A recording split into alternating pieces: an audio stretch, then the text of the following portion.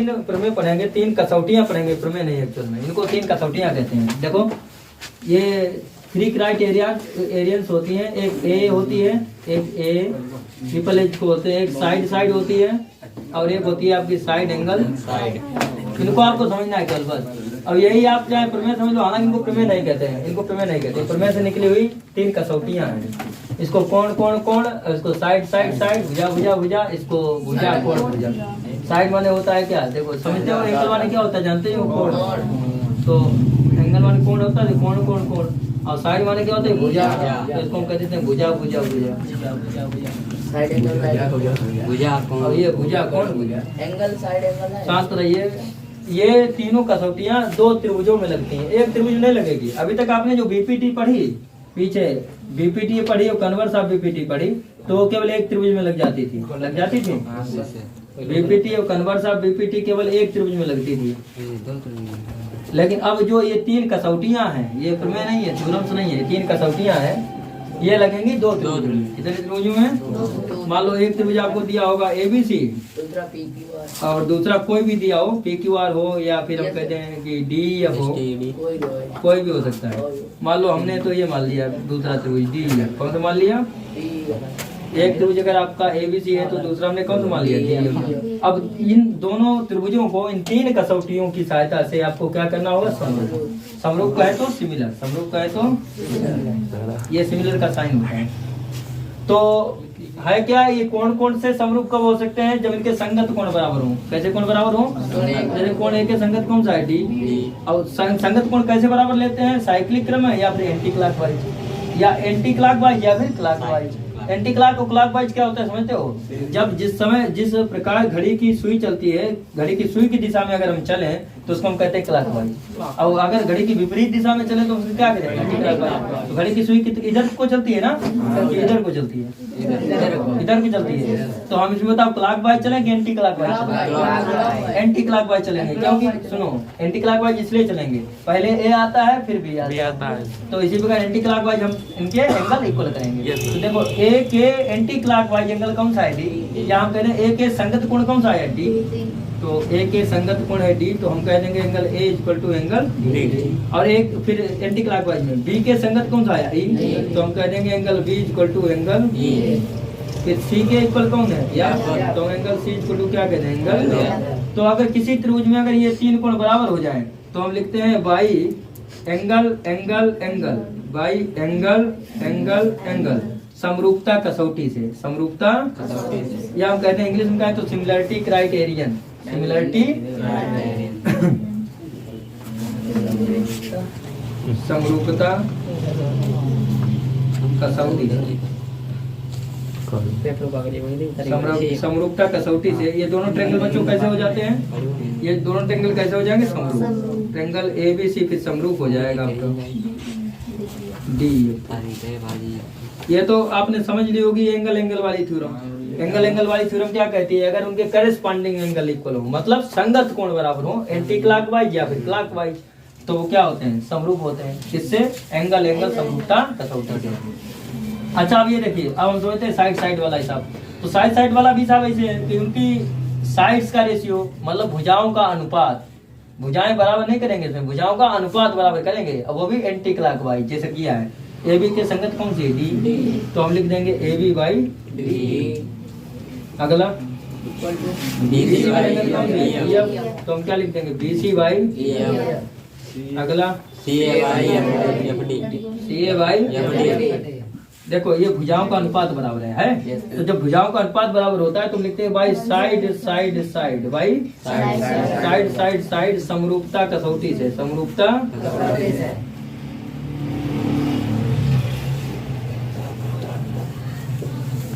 समरूपता कसौटी से ये दोनों ट्रायंगल कैसे हो गए बताओ? Triangle of ABC will be similar to triangle of DEF। समरूप को इंग्लिश में कहते हैं सिमिलर। क्या कहते हैं बच्चों?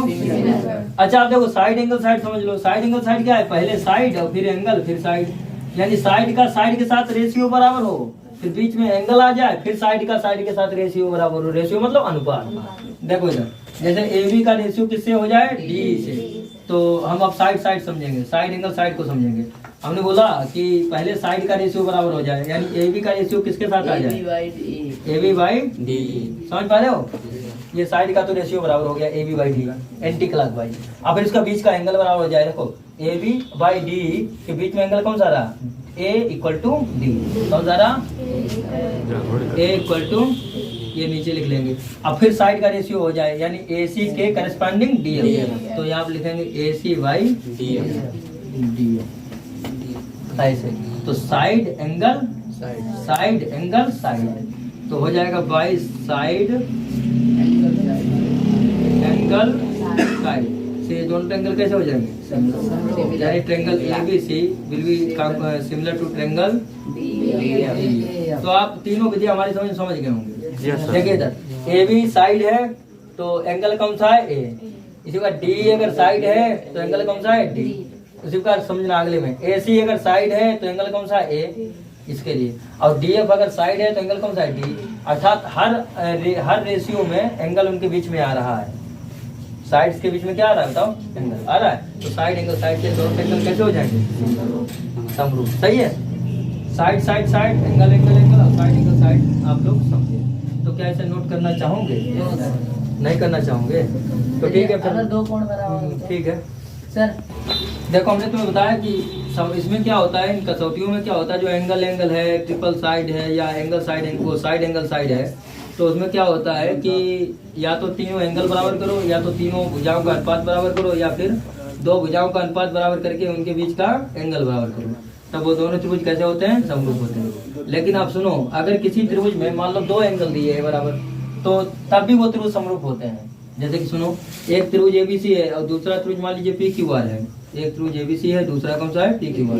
अब हमने बोला कि ये एंगल मान लो 30 डिग्री है और ये एंगल आपका है 45 डिग्री, ये हम कहते हैं सिंपली ये है 60 डिग्री। कितना है, इधर से भी हमने एक एंगल ले लिया, मान लीजिए यहाँ पर ले लिया 30 डिग्री और यहाँ पर ले लिया 60 डिग्री, यहाँ पर ले लिया 30 और यहाँ पर ले लिया 60। अब क्या ये एंगल बराबर होने वाला है, ये देखना जरूरी है। तो देखो ध्यान से, करस्पॉन्डिंग एंगल देखेंगे, बाद बाकी नहीं देखेंगे। ये एंगल से ये बराबर हो जाएंगे और तीसरा एंगल अपने आप बराबर हो जाता है। दो एंगल अगर बराबर हैं तो तीसरा अपने आप बराबर होता है। किससे, by side by angle sum property से, बाई एंगल सम प्रॉपर्टी। अच्छा, एंगल सम प्रॉपर्टी क्या होती है, त्रिभुज के तीनों अंतःकोणों का योगफल 180 होता है, 180 होता है। अब सुनो देखना, जैसे कि दो एंगल है, हम क्यों बाई एंगल से दो त्रिभुजों को समरूप कर देते हैं, इसलिए कर देते हैं क्योंकि अगर दो त्रिभुजों में अगर दो कोण बराबर हैं तो तीसरा अपने आप बराबर होता है, किससे, बाई एंगल सम प्रॉपर्टी से। जैसे देखो 60 और 30 कितना होता है, 90। तो एंगल सम प्रॉपर्टी क्या कहती है, अगर दो कोण मालूम हो, तीसरा निकालना हो, तो क्या करते हैं, 180 में से दोनों को जोड़ के, तो बताइए 60 30 90 और 180 में से 90 गया 90, तो ये भी कोण कितना आ गया, 90। इसी प्रकार 60 और 30 कितना होता है, 90, तो 180 में से 90 गया, ये कोण कैसा आ गया। अब देखो एंगल प्रॉपर्टी से ये ट्रिपल एंगल भी बन गया। देखो ना, एंगल ए के करस्पॉन्डिंग एंगल कौन सा दिख रहा है, इसके बराबर आर दिख रहा है। तो एंगल ए के करस्पॉन्डिंग एंगल लिया आर, ए के आर लिया, तो अब सी के कौन सा लोगे, सी के क्यू, उसी के संगत चलते चले जाओगे। अगर ए के आपने आर लिया है तो सी के क्या हो जाएगा, क्यू। तो यहाँ लिख देंगे angle c is equal to angle, अब बी के इक्वल कौन हो जाएगा, तो एंगल बी के इक्वल हो जाएगा एंगल बी। तो अब कौन से त्रिभुज समरूप होंगे, ए सी बी और आर क्यू पी। तो त्रिभुज हो जाएंगे किससे, बाई एंगल प्रॉपर्टी से। वैसे तो डबल ही एंगल थे, लेकिन तीसरा अपने आप बराबर हो गया, किससे, बाई एंगल सम प्रॉपर्टी से। तो अगर हम इसको बाई एंगल प्रॉपर्टी भी से भी कह दें तब भी काम चल जाता है कि एंगल प्रॉपर्टी से दोनों ट्रायंगल कैसे हो गए, समरूप। यानी triangle a b c, a C b कौन सा हुआ है, ए सी बी समरूप हो गया। अब किसके समरूप हो गया, आर क्यू। क्या आपके समझ में आया है, देखो ध्यान से कैसे हुआ है, एक बार और समझो। ये दो ही एंगल थे और बराबर दिख रहे थे, तो हमने बोला किसी दो त्रिभुज में अगर दो एंगल बराबर है तो तीसरा अपने आप बराबर होता है। तो इसीलिए एंगल से वो कैसे हो जाते हैं, समरूप। तो तीसरा बराबर ना करें तब भी काम चलेगा। बराबर कहाँ से होता है ये भी बता दिया, त्रिभुज के तीनों अंतःकोणों का योगफल 180 अंश। समझ में आ गया, तो ठीक है, इसे नोट करना चाहो नोट कर लो, ना नोट करना चाहो तो एक बार पूछ लो और बताओ। की तरफ सभी लोग ध्यान दें, एक्सरसाइज 6.3 स्टार्ट होती है और 6.3 का पहला जो क्वेश्चन है उसमें क्या बोला गया, आप ध्यान से देखिए। बता रहा है कि त्रिभुज एफईडी समरूप है एसटीयू के तो क्या यह कहना सत्य है कि d by s t equal to e f by t u होगा? अब अगर ऐसा है तो क्यों है? सुनिए बच्चों, दे बता त्रिभुज एफ ई डी समरूप दिया है। अब किसके समरूप दिया है? S T U. तो आप खुद जानते हैं कि अगर दो त्रिभुज समरूप होते हैं तो उनके संगत कोण बराबर होते हैं और संगत भुजाओं का अनुपात बराबर होता है। तो इसमें क्या बराबर करोगे? इसमें तो भुजाओं के अनुपात के बारे में पूछा गया है बुक में किसके बारे में पूछा गया? भुजाओं के। तो इसमें हम बराबर करेंगे भुजाओं का अनुपात। तो आप खुद देख लीजिए, दो त्रिभुज अगर समरूप होंगे तो एफ ई के संगत भुजा कौन सी आएगी? S T. खुद दिख रहा है यहाँ से, देखो एफ ई के संगत कौन सी आएगी? S T. तो यहाँ पर हो जाएगा F E by s T, F E by s T. और दूसरी ई डी के संगत कौन सी आएगी बताओ? T U. तो यहाँ पर क्या हो जाएगा? ई डी के संगत T U, T U, T U. और आगे एफ डी के संगत यस यू। अब आप देखिए, जो आपको उसने बताया है कि क्या यह कहना सत्य है क्या? इसने बोला है कि क्या d by s t, d by equal to हो सकता है e f by t u, e f by t u. ऐसा है? नहीं, ऐसा तो नहीं दिख रहा ऊपर, क्योंकि अगर दो ट्रायंगल समरूप हैं तो ऐसा होना चाहिए, ना कि ऐसा होना चाहिए। तो मतलब डी बाई एस टी किसके इक्वल है? डी बाई एस टी तो किसी के इक्वल नहीं है। E f by t you है कहीं पर? ई एफ बाई टी यू नहीं है। तो ये दिया हुआ कथन कैसा है बताओ? असत्य है। कैसा है? ये समझ में आ गया आपके? ठीक, अगला देखिए इसी क्रम में, इसी क्रम में आप सेकंड नंबर भी देख लीजिए। देखिए सेकंड में क्या बोला गया है कि त्रिभुज डी ई एफ, त्रिभुज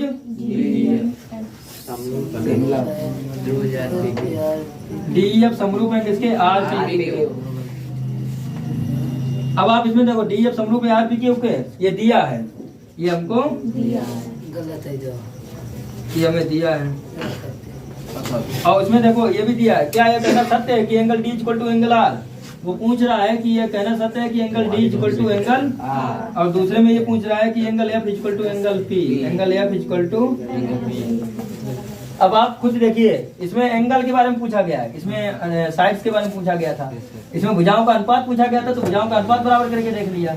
और इसमें एंगल के बारे में पूछा गया है तो इनके एंगल बराबर करके देखेंगे, वो भी कैसे एंगल? संगत कोण, करेस्पॉन्डिंग एंगल।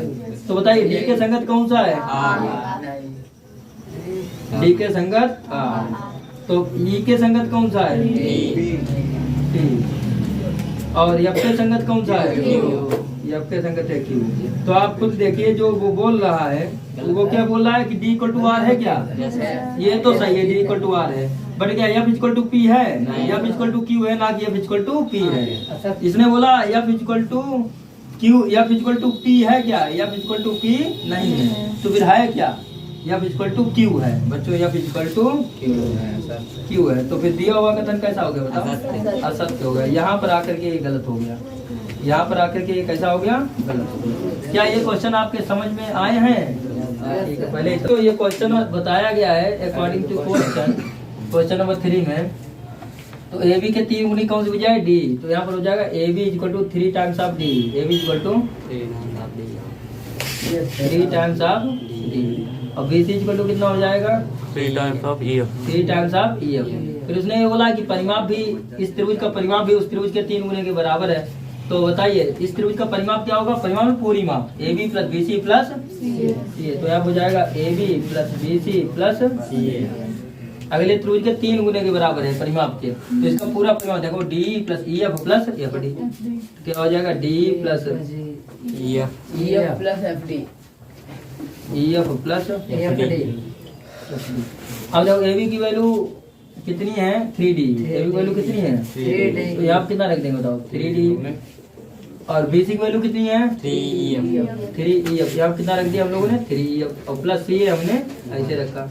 इधर देखो बच्चों, 3 का डी मल्टीप्लाई कर दो 3D, और 3 का EF में कर दो 3EF, और प्लस 3 का FD में कर दो तो EFD।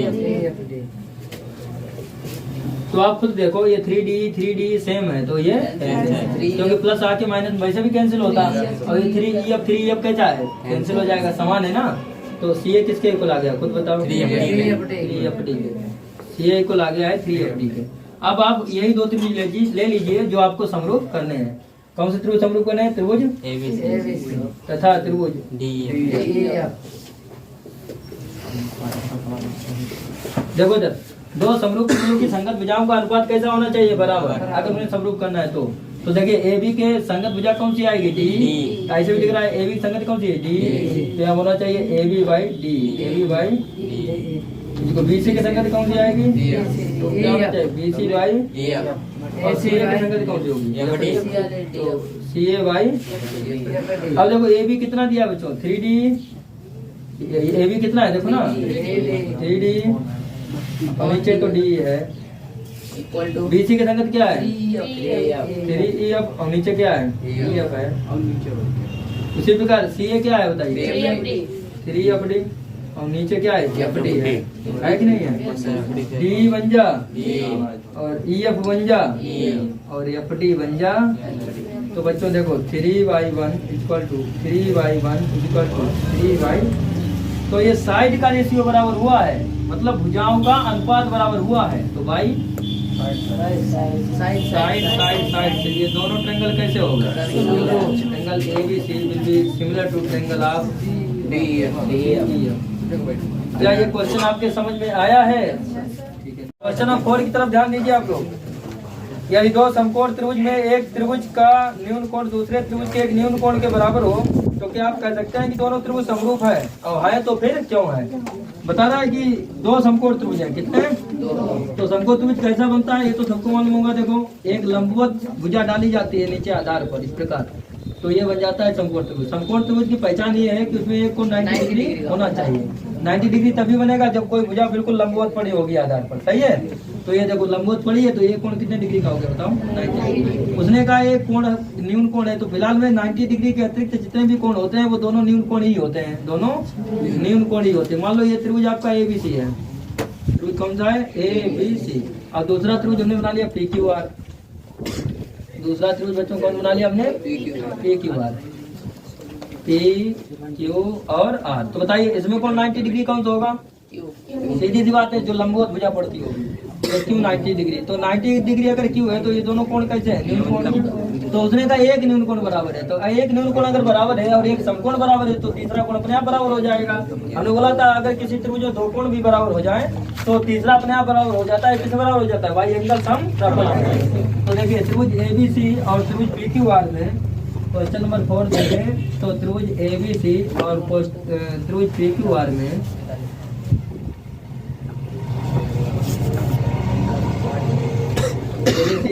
तथा त्रिभुज PQR में बताइए क्या क्या बराबर दिख रहा है? Angle B equal to angle Q, angle B is equal to angle Q। ये दोनों कितने कितने हैं? 90 डिग्री। और एक चीज हमको दी गई है कि एक न्यून कोण बराबर है, तो एक न्यून कोण कोई भी बराबर कर दो तीसरा अपने आप बराबर हो जाएगा। तो देखिए C equal to R, angle C equal to angle R। ये कैसा कोण है? न्यून कोण। Angle C equal to angle R यहाँ पे लिखेंगे, ये है न्यून कोण। तो आपने देखा क्या कि दो कोण बराबर हैं तो भाई एंगल एंगल प्रॉपर्टी से, भाई एंगल प्रॉपर्टी से ये दोनों ट्रायंगल कैसे हो गए? ट्रायंगल ABC सिमिलर हो गया या समरूप हो गया। किसके समरूप हो गया? ट्रायंगल PQR के। ABC PQR के समरूप हो गया। तो उसने यही पूछा था कि ये समरूप है कि नहीं है, तो समरूप है। बात क्लियर है? ठीक है। क्वेश्चन की तरफ ध्यान देना, बाकी इधर उधर से ध्यान अपना हटा लेना। क्वेश्चन नंबर 5 है इसका। क्वेश्चन नंबर 5 क्या बोला गया? देखिए त्रिभुज PQR की भुजा QR पर कोई बिंदु D इस प्रकार है। किताब किसी की तो देख लिया करो कम से कम।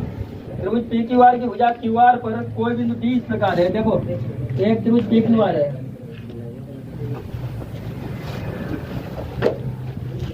और इसकी कौन सी भुजा पर D है मालूम है आपको? QR पर एक बिंदु D है। कहाँ पर लेना चाहिए ये इसने बोला होगा। PD लंब QR हो जाए, इस प्रकार लो।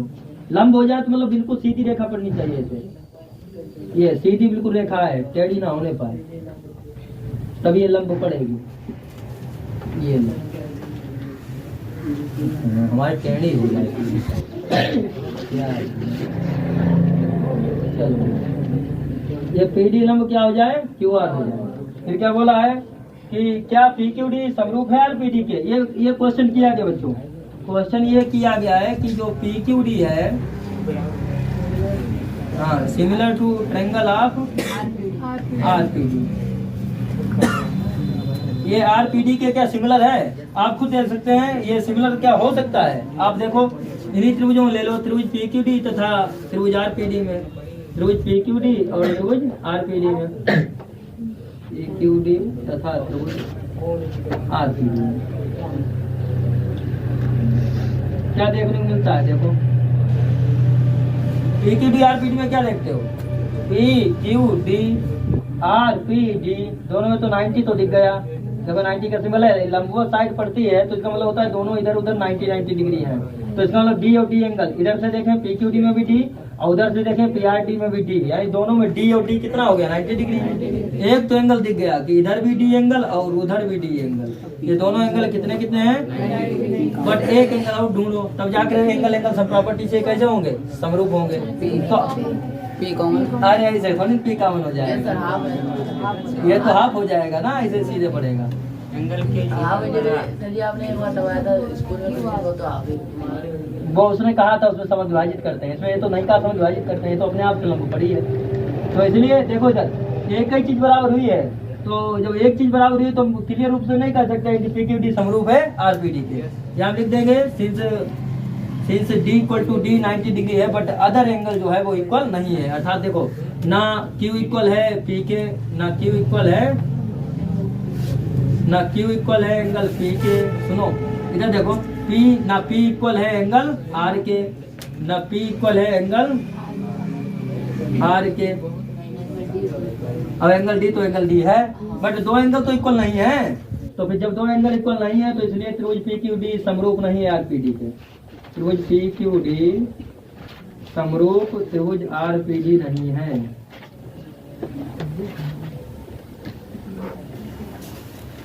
इसलिए त्रिभुज पी क्यू डी समरूप त्रिभुज आरपीडी नहीं। क्या समझ में आया क्वेश्चन? आप 6 है, क्वेश्चन नंबर 6.3 का क्वेश्चन नंबर 6। क्या यह कहना सत्य है? मुख्य तरफ ध्यान दो। क्या कहना सत्य है कि यदि दो त्रिभुजों में एक त्रिभुज का एक कोण दूसरे त्रिभुज के एक कोण के बराबर है तथा त्रिभुज की दो भुजाओं दूसरे त्रिभुज की दो भुजाओं के समानुपाती हैं तो त्रिभुज समरूप हैं? और अगर हैं तो अपने उत्तर का कारण भी दीजिए। देखो उसने दो बातें की हैं। पहले बताया कि एक त्रिभुज के दो कोण, एक त्रिभुज का एक कोण और त्रिभुज की दो भुजाएं, संगत भुजाओं के समानुपाती बात नहीं की, केवल इतना बता दिया कि कोण बराबर हैं और उनकी भुजाएं समानुपाती हैं। और जो संगत की बात नहीं की तो फिर समरूप कहाँ से होंगे? क्योंकि समरूप की पहचान क्या है कि संगत भुजाएं बराबर हो, संगत कोण बराबर हो। इधर मान लो दो त्रिभुज है, मान लो दो त्रिभुज है, एक त्रिभुज आपका एबीसी है, एक त्रिभुज आपका कौन सा है? और दूसरा त्रिभुज आपका डीईएफ है, दूसरा त्रिभुज आपका कौन सा है? तो ये आप बताइए कि क्या अगर संगत कोण बराबर होंगे तभी तो बात बनेगी। और अगर संगत कोण बराबर नहीं है तो इधर उधर चाहे जो भी एंगल आप बराबर करते हैं उनसे कोई अंतर पड़ेगा नहीं। इधर उसने कहा एक एंगल बराबर है एक एंगल के, तो कोई भी एक एंगल हम अपने मन से बराबर कर सकते हैं क्योंकि उसने तो कहना है कि करस्पॉन्डिंग एंगल बराबर है। तो मान लीजिए हमने बी को इक्वल कर दिया किसके? आर के। वैसे बी क्यू के इक्वल होना था क्या? ए होना था बी के इक्वल, बी होना था क्यू के इक्वल, लेकिन जब बी को हमने आर के इक्वल किया है। अब देखना ध्यान, इसने का दो, देखो हमने क्या बना, हमने ये कर लिया कि angle B equal to angle q कर लिया क्योंकि ये उसने दिया है, उसने ये दिया है। उसने कहा कोई भी एक एंगल के क्या है बताइए बच्चों? इक्वल है। कोई भी एक एंगल किसी भी एक एंगल के क्या है? इक्वल। मतलब ऐसी चीज है बी इक्वल टू क्या है? आर है, यहाँ आर लिख देंगे। तो ये तो हमें दिया है, ये हमें दिया है। चलो ठीक। फिर एक बात और बताई गई कि दो भुजाओं का अनुपात बराबर है। कोई भी दो भुजाओं का अनुपात बराबर करो, संगत तो बताई नहीं, तो हम ऐसे करेंगे कि वो वैसे भी सिमिलर नहीं होंगे। A B by P R कर लिया हमने, A B by P R, Q R by A C by Q R. हाँ, A B by P R, A C by Q R. अब आप खुद देख सकते हो, उधर देखो, अब इसमें कुछ कॉमन है, ए कॉमन है और इधर क्या कॉमन है? इधर आर कॉमन है। तो क्या इधर तो ए और आर बराबर हो रहे हैं, लेकिन है क्या बी और आर बराबर? इधर अगर ए होना क्या था बताओ? होना क्या था? होना ये था कि angle A equal to angle r होना था, angle A equal to angle r होना था, लेकिन है क्या? है ये since angle B equal to क्या है बताओ? एंगल आर है। तो ये तो गलत हो गया क्योंकि उसने कहा कोई भी एंगल इक्वल है ना, अब कोई भी भुजाओं का अनुपात बराबर है। तो इस प्रकार ये जो त्रिभुज दिए हैं, त्रिभुज ए बी सी और दूसरा त्रिभुज कौन सा है? त्रिभुज P Q R, D F नहीं है, पी क्यू आर समरूप नहीं है। ये दोनों त्रिभुज बच्चों समरूप नहीं है। क्या समझ में आया है आपको? इस प्रकार इसका ये आंसर हो जाएगा। देखिए अच्छा, क्वेश्चन नंबर 7 का फर्स्ट पार्ट, ये ट्रायंगल एबीसी है, दूसरा ट्रायंगल पीक्यूआर है। इसमें क्या बताना है कि ये समरूपता किस समरूपता कसौटी से दोनों समरूप हैं। तो दोनों त्रिभुज ले लेंगे, फिर देखेंगे त्रिभुज एबीसी और त्रिभुज पीक्यूआर, त्रिभुज एबीसी और त्रिभुज पीक्यूआर में, एबीसी तथा त्रिभुज पीक्यूआर में।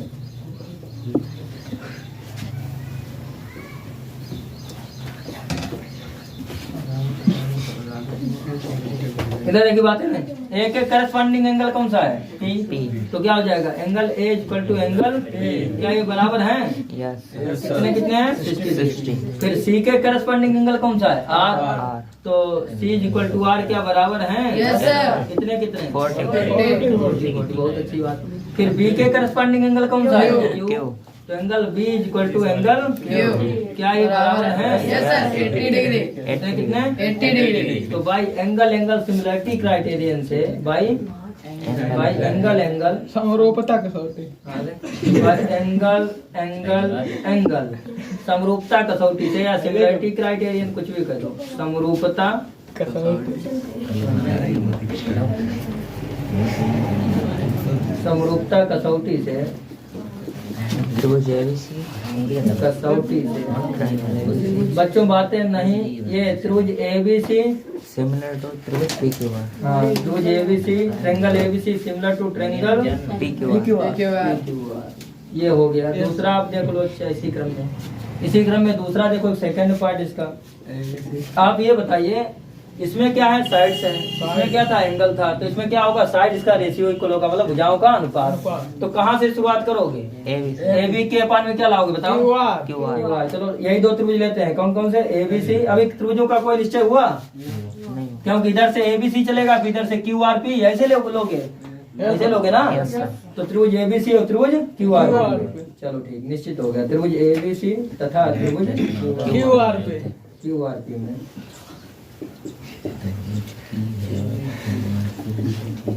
बताइए। अच्छा, एबी के पान में क्या आना चाहिए? एबी के पान में क्यूआर और बीसी के पान में फिर आरपी। एबी के पान क्यूआर और बीसी के पान में आरपी। ऐसे भी देखो दिख रहा होगा, बीसी के पान में। और अगला सीए बाई पीक्यू। क्या देखते हैं कि क्या सभी भुजाओं का अनुपात बराबर है कि नहीं है? एबी कितना है बच्चों?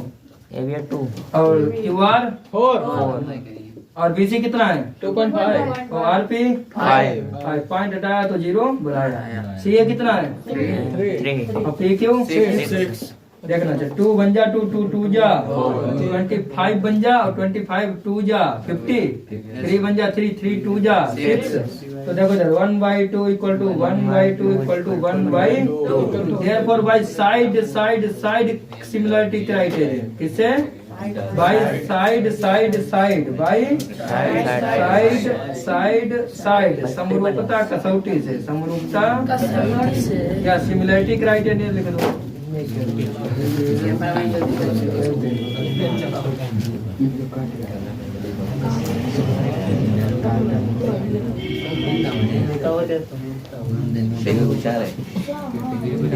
समरूपता कसौटी से ये दोनों ट्रायंगल कैसे हो गए बच्चों? कौन से? त्रिभुज एबीसी समरूप हो गया किसके? Triangle PQR. समझ में आया है? पहले इतना नोट करो, फिर तीसरा लगवाते हैं। बताओ कौन सी साइड का रेशियो लेके चलोगे त्रिभुज एलएमपी और डीएफ में? एलएम बराबर एलएम बराबर ईएफ। इससे बन जाएगा? नहीं सर, किसी से भी नहीं बनेगा। किसी से भी नहीं बनेगा। तो चलो हम यही ले लेते हैं, त्रिभुज एलएमपी तथा त्रिभुज डीएफ।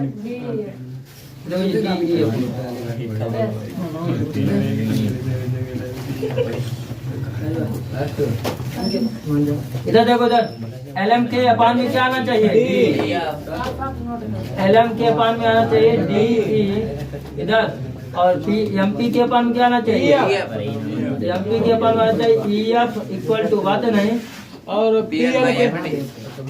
PL by FD और PL by FD।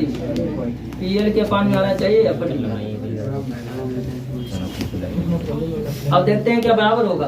ये LM कितना है बच्चों 2.7 और D कितना है 4 इक्वल टू इधर MP कितना है MP 2 और EF कितना है 5 इधर PL कितना है 3 और FD कितना है 6 तो 3 बन जा 3 3 2 जा 6 इसका पॉइंट हटा दो और 0 बढ़ा दो तो ये तो तीनों ही इक्वल नहीं हो रहे ऐसे यस सर वैसे दो हो भी जाते दो हो जाते कि नहीं हो जाते कहीं नहीं हो पाते दो कहीं नहीं हो पाते यस सर तो ये तो तीनों ही इक्वल नहीं है तो इसलिए ये त्रिभुज कौन से त्रिभुज LMP सिमिलर त्रिभुज DEF त्रिभुज LMP सिमिलर त्रिभुज DEF नहीं है त्रिभुज LMP त्रिभुज DEF के सिमिलर नहीं समझ में आया क्वेश्चन सुमित समझ में आ गया 7 का 4th पार्ट ये देखो कौन सी सिमिलरिटी क्राइटेरियंस है ये सिमिलर है इसमें साइड्स कितनी कितनी है पहले ये देख लें हम लोग 4th में 70 डिग्री है ये कितना है 70 ये 70 डिग्री है साइड्स कितनी है 2.5 कौन 4th है ना ये 2.5 है और ये कितना है 5 उधर वाला ये 70 डिग्री है और इसकी साइड कौन सी है 6 और 10 6 और इसमें देखो किन्हीं दो साइड्स का रेशियो इक्वल करो और बीच में एंगल भी आ जाए त्रिभुज MNL और त्रिभुज PQ 5 में 6 है ये वो गलत है 7 का 4th पार्ट देखिए ध्यान से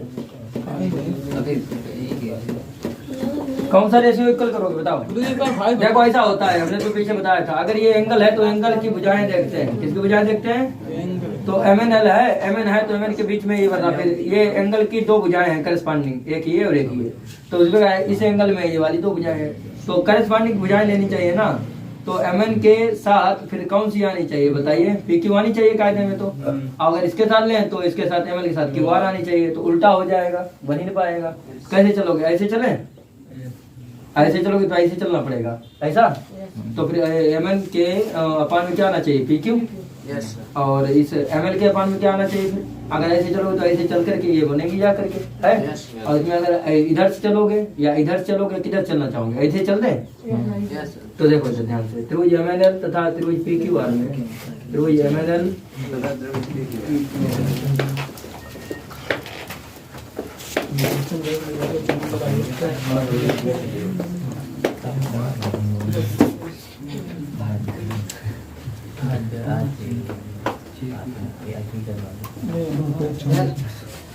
गलत भाई कहाँ पर 5 में वो 6 है बुक में ही गलत है अब देखिए ध्यान से देखिए आप लोग अब किसके करस्पॉन्डिंग कौन साइड लोग इधर देखो MN के वैसे करस्पॉन्डिंग साइड कौन सी है PQ है कि नहीं है हाँ MN के करस्पॉन्डिंग साइड PQ है और NL के करस्पॉन्डिंग साइड्स कौन सी है QR NL के QR है NL के QR है ये करस्पॉन्डिंग वो क्या ये सिमिलर होंगे नहीं मैं मालूम पड़ रहा देखो कैसे MN और PQ वैसे तो एंगल इसमें M है इसमें Q है ऊपर तो मिल जाता है एंगल N मिलता है नीचे तो Q मिलता है तो N Q के इक्वल होना चाहिए इसके अनुसार है कि नहीं इधर देखें MN बाई PQ MN कितना है MN by PQ equal to NL by QR और आगे भी तो हो जाएगा एक साइड और ML by PR ML by PR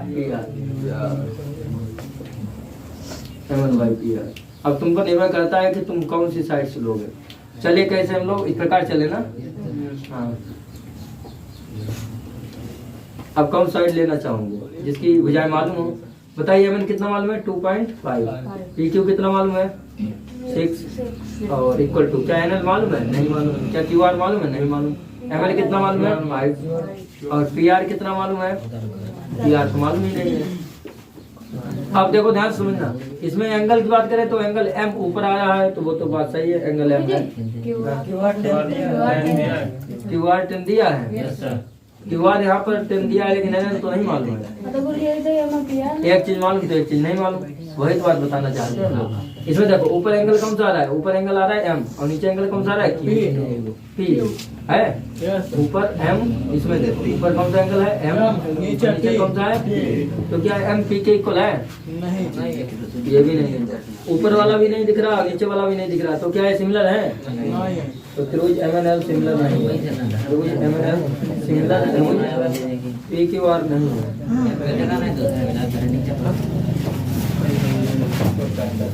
पहले इतना नोट करो, फिर अगला होता है 5 नंबर, इतना नोट कर लो पहले। पार्ट देखो 7 का 5th पार्ट, 7 का 5th पार्ट, इसमें क्या, इसमें भी सिमिलर बताना है। इधर देखना, अब यहाँ से कहाँ शुरुआत करोगे, ABC और DA में कहाँ शुरुआत करोगे, देखो त्रिभुज ABC तथा त्रिभुज DF में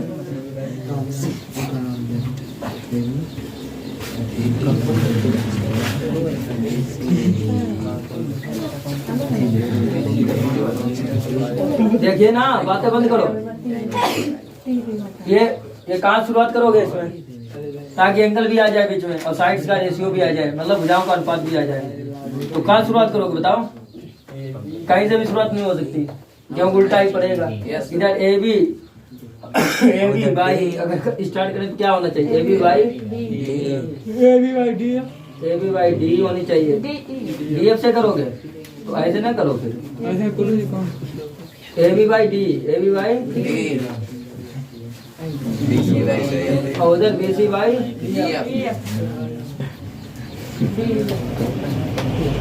और आगे CA by BC by EF और CA बाई EF। अब देखो इधर AB कितना है, AB 2.5 और D कितना है, D पता नहीं, छोड़ दो इसको। इधर देख लो आगे BC कितना है, अब EF 6 है। उधर देख लो CA कितना है, मालूम नहीं। CA मालूम नहीं, FD 5 ये तो तीनों ये अनइक्वल है, इक्वल है कहीं नहीं, इक्वल है, इनका पता ही नहीं इक्वल है कि नहीं इक्वल है। और इधर देखो एंगल की बात करें तो इसमें देख लो, इसमें एंगल कौन सा B और नीचे एंगल कौन सा E, तो क्या B के इक्वल है, नहीं है। B भी के इक्वल नहीं है। और आगे देखें तो इसको देखा जाए तो इधर एंगल A और इधर एंगल कौन सा है D, एंगल A D के इक्वल है भाई। अगर इधर से देखें तो एंगल ऊपर कौन सा आ रहा है बताओ, A, ऊपर एंगल A और नीचे एंगल कौन सा आना चाहिए बताओ, नीचे एंगल आना चाहिए D, तो क्या A D के इक्वल है, नहीं है, तो इसलिए ये भी ट्रायंगल समरूप नहीं है। तो यहाँ देखेंगे त्रिभुज ABC सिमिलर नहीं है,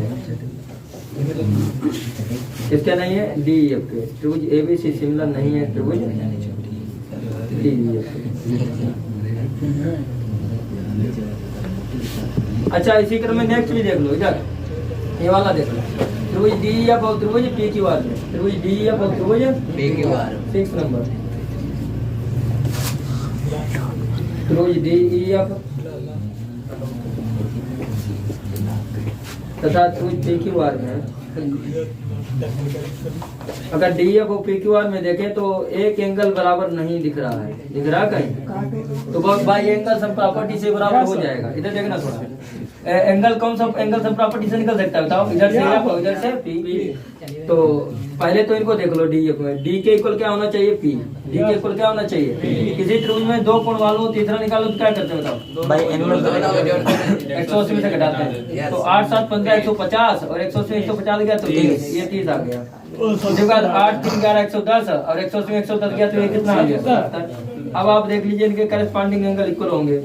देखिए D के इक्वल होना चाहिए, E क्या है, D के इक्वल E है, ये है, D के इक्वल P होना चाहिए, E है क्या, अच्छा एंगल E के इक्वल क्या होना चाहिए, ऐसा है, एंगल E के इक्वल होना चाहिए एंगल Q, कितना है। अच्छा अगला एंगल F के इक्वल कौन सा होना चाहिए, ऐसा है, एंगल F के इक्वल होना चाहिए एंगल 30। तो फिर क्या बाई एंगल समरूपता कसौटी से, समरूपता इसमें कितनी कसौटियाँ होती हैं, कौन कौन सी, angle side side angle side बहुत अच्छी बात है।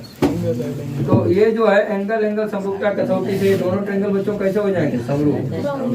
ई अब सिमिलर हो गया, इसके सिमिलर हो गया बच्चों पी क्यू आर के। डी ई अब सिमिलर हो गया किसके पी क्यू आर।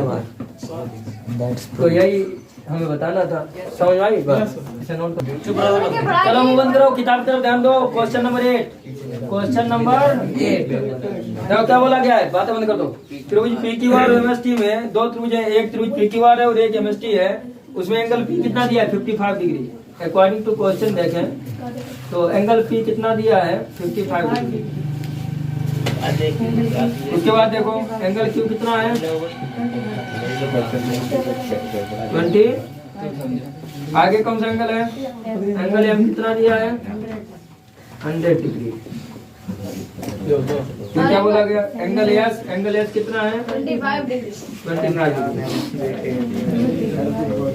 बोला क्या क्या है कि क्या त्रिभुज क्यूपीआर समरूप है टीएसएम के। इधर दो त्रिभुज हमसे पूछे गए, क्या क्यूपीआर समरूप है टीएसएम के। जो त्रिभुज पूछे जाए उन्हीं त्रिभुजों को ले लिया करो। तो कौन कौन सी त्रिभुज की बात की जा रही है बताओ। क्यूपीआर तथा त्रिभुज टीएसएम। इधर देखो हम जानते हैं इधर अगर कोण के बारे में यहाँ पर चर्चा हो रही है तो कोण ही बराबर करनी चाहिए, एंगल ही बराबर करनी चाहिए। अगर भुजाओं की चर्चा हो रही है तो भुजाओं का अनुपात बराबर करना चाहिए। समरूप की यही पहचान। यहाँ पर कोण की बात हो रही है तो समरूप में क्या होगा, इनके संगत कोण बराबर करने चाहिए। सही है। तो बताओ एंगल क्यू के संगत कोण कौन सा आएगा टी। तो यहाँ पाना था एंगल क्यू के संगत एंगल टी। क्या ऐसा है, ऐसा है। एंगल क्यू कितना है 25 और टी कितना है टी तो मालूम ही है। तो ऐसा नहीं है। इधर पी के इक्वल क्या आना था बताओ। यस एंगल पी के इक्वल आना था एंगल एस। क्या ऐसा है नहीं। एंगल पी 55 तो ये भी ऐसा नहीं है। आगे देखिए ध्यान से एंगल आर के इक्वल क्या आना था एंगल आर के इक्वल आना था एंगल एम। क्या ऐसा है, एंगल आर दिए नहीं है, एम दिया है तो उसे कोई अंतर नहीं पड़ता। तो फिर ये तो किसी भी प्रकार सिमिलर नहीं है। तो angle Q P R similar नहीं है। Angle Q P R similar नहीं है किसके बताओ बच्चों टी एस एम के। क्यू पी आर सिमिलर नहीं है टी एस एम। क्या समझ में आया क्वेश्चन, इसे नोट कर लो। क्वेश्चन देखिए सभी लोग, क्वेश्चन नंबर 9 की तरफ ध्यान दीजिए। Question number 9 exercise 6.3। देखो क्या बोला गया है कि संलग्न आकृति में angle D equal to angle C है। इसमें क्या है डी किसके इक्वल है बताओ सी के। Angle D equal to angle C है, ये दिया गया है। तो आप लिख लेंगे since angle D equal to angle C, ऐसा हमको दिया गया है। Angle D equal to angle C ये हमको दिया है।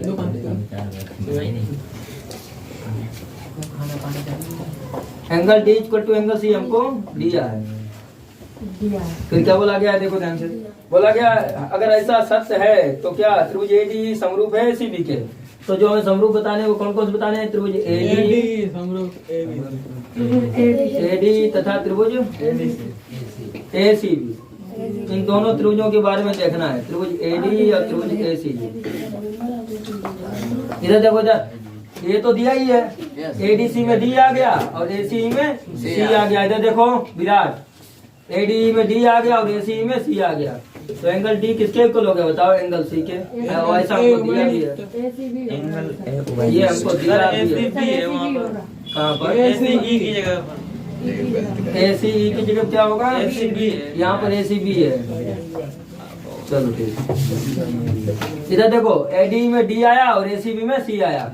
एक एंगल और इक्वल करो। Angle A equal to angle है। ये क्या है angle A equal to angle A क्या है काम। Angle A equal to angle A. देखो इधर एडी में भी ए आया और ए बी सी में भी ए आया। यहाँ में एसी भी कहते हैं तब भी ए आया। तो ए क्या है बताओ लोग, ये क्या है ये है कॉमन मीन्स ओवेनेस्ट।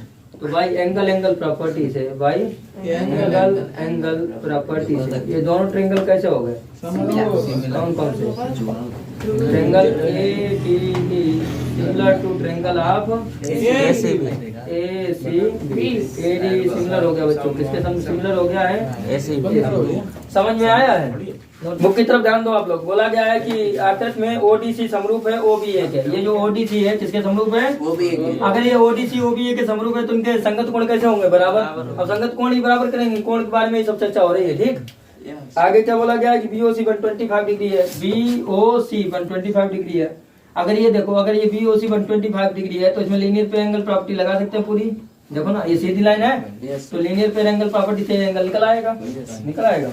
बोला क्या क्या है, CDO 70 डिग्री हो, CDO कितना हो, 70 डिग्री हो, तो DOC मतलब ये एंगल, और DCO मतलब ये एंगल, और OAB ये वाला एंगल, ये एंगल, DCO ये एंगल और ये एंगल, ये 3 एंगल आपको मालूम करने, हम कट का निशान लगा दे रहे हैं। ये 3 एंगल आपको मालूम करने, कौन कौन से, DCO और COD या कहें DOC, और तीसरा कौन सा, OAB। ये 3 एंगल मालूम करने। तो दिया क्या है, सबसे पहले हम लोग वो लिखेंगे जो आपको दिया है।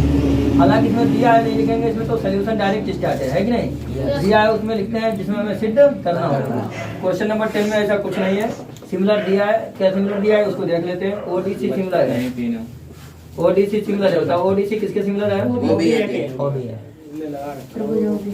अगर ODC OBA के सिमिलर है तो इधर देखो, angle O equal to angle O, वो तो वैसे भी होगा, क्यों, क्योंकि शीर्षक भी कोण है, एक ऐसे कोण है। और angle D equal to angle B, इसको देखिए, एंगल D किसके इक्वल हो जाएगा, करस्पॉन्डिंग पार्ट इसके बराबर होते हैं।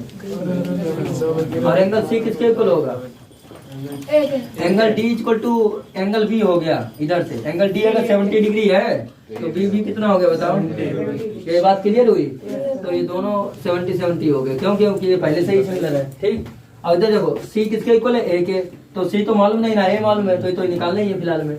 लेकिन अगर C निकल आएगा तो A निकल आएगा, C निकल आएगा तो A निकल आएगा, क्योंकि ये दोनों एंगल कैसे है, इक्वल। ये दोनों एंगल कैसे हैं बच्चों, किससे इक्वल हुए हैं, ये तो दिया ही है, उसी से तो इक्वल हुए हैं, ये तो दिया है। समीकरण 1 डाल देंगे फिलहाल इसको। अब देखो और क्या दिया, एंगल BOC, और क्या दिया बताओ, एंगल BOC कितना दिया, 125। अब BOC से क्या निकलेगा, ये देखो BOC, और इधर देखें तो BOA, इन दोनों को मिला के क्या है 180, क्योंकि ये लीनियर पे एंगल प्रॉपर्टी कर रही है। सीधी रेखा पर तो लगती है लीनियर पे एंगल प्रॉपर्टी, रैखिंग हमेशा किस पे लगता है, सीधी रेखा पर। तो देखो इधर लिखेंगे, चूंकि AOC एक सरल रेखा है, AOC एक सरल रेखा है।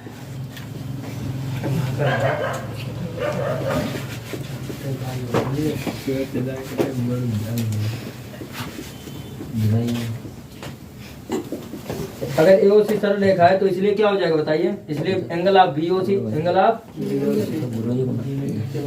प्लस एंगल ऑफ बताओ ये वाला AOB, कौन सा, BOC और प्लस AOB, भाई A और ये मिला के प्लस AOB, ये किससे हो गया, bye linear pair of angle property. इसको हम कहते हैं, हाँ इसको हम कहते हैं रैखिक युग्म। क्या कहते हैं हिंदी में, रैखिक। 9 में खूब पढ़ा है। अच्छा ये देखिए BOC कितना है, BOC 125 डिग्री है, और प्लस AOB मालूम क्या आपको, नहीं मालूम, AOB तो निकालना ही है आपको, AOB निकालना है। और इक्वल टू कितना हो गया 180 डिग्री। तो आप ये देखिए कि एंगल ऑफ AOB कितना आ जाएगा, angle of AOB is equal to 180, ये प्लस का है उधर किसमें जाएगा, अब घटा दीजिए आप 125 को घटाइए 180 में, एंगल ऑफ AOB कितना हो जाएगा, 10 में 5 गया तो 5, 10 में 5 गया तो 5, और 17 से 12 गया, 12 5 17 55, 55 डिग्री। AOB कितना आ गया,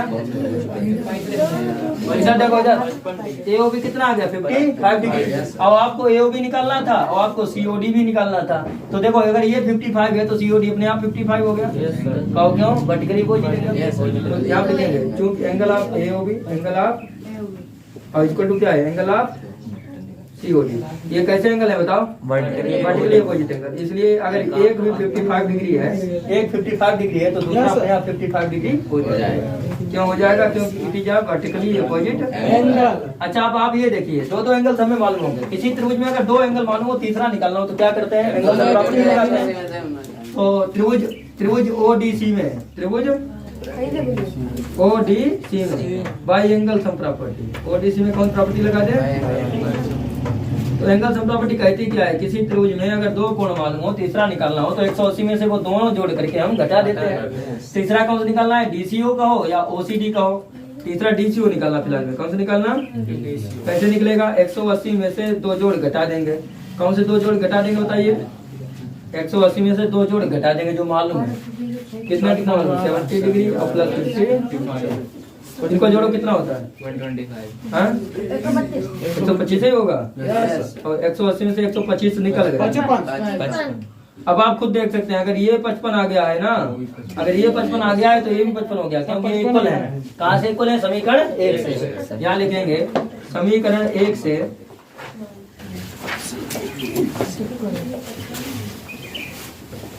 समीकरण 1 से आपको क्या दिख रहा है बताओ? एंगल सी, ये सी आया है, angle C equal to angle A, angle C equal to angle A, मतलब ये दोनों बच्चों कितने कितने हो गए? 55। क्या ये क्वेश्चन आपके समझ में आया है? ठीक है, इसे नोट कर लो।